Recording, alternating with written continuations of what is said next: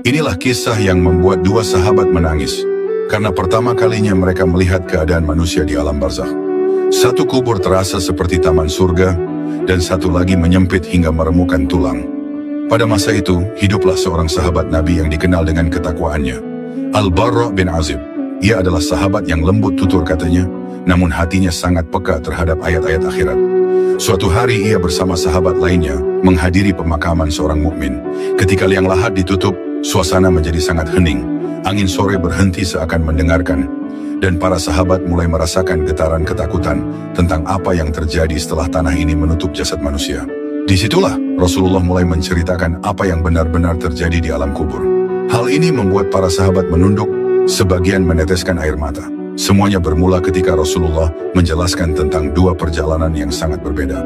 Beliau berkata bahwa ketika seorang hamba saleh dimasukkan ke dalam kuburnya, datanglah dua malaikat, Munkar dan Nakir. Dengan suara lembut namun tegas mereka bertanya, "Siapa Rabbmu? Apa agamamu?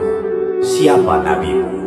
Dan hamba saleh itu menjawab dengan mantap, bukan karena hafal, tapi karena Allah meneguhkan hatinya. Pada saat itu tiba-tiba terdengar suara dari langit. "Benarlah hambaku, lapangkan baginya kuburnya, dan bukakan baginya pintu menuju surga." Tanah pun menjauh, kuburnya menjadi seluas mata memandang. Harum semerbak memenuhi ruang kuburnya. Namun, itu bukan akhir dari kisahnya. Di saat itulah, Rasulullah berkata dengan suara berat, Lalu datang kepadanya seorang lelaki berwajah tampan, dengan pakaian bersih dan bau yang wangi. Hamba itu bertanya, "Siapa engkau? Wajahmu membawa kebaikan." lelaki itu menjawab, "Akulah amal solehmu."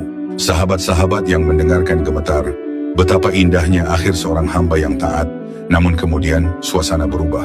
Rasulullah melanjutkan dengan suara yang lebih rendah, "Dan adapun hamba yang durhaka, ketika ia diletakkan di kuburnya, kedua malaikat bertanya hal yang sama.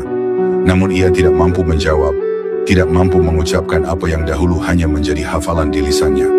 Langit pun berseru, ia berdusta, bentangkan baginya jalan menuju neraka."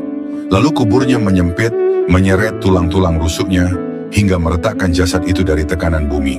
Dan datanglah seorang lelaki berwajah buruk, dengan bau busuk yang menyesakkan. Hamba pendosa itu berkata dengan ketakutan, "Siapa engkau? Wajahmu membawa keburukan." Ia menjawab, "Akulah amal burukmu." semoga kisah ini menambah iman kita, menjadikan kita lebih berhati-hati, dan menuntun kita agar siap menghadapi alam barzakh. Jika kisah ini menyentuh hatimu, tuliskan astagfirullah di komentar, dan bagikan agar lebih banyak muslim tersadarkan.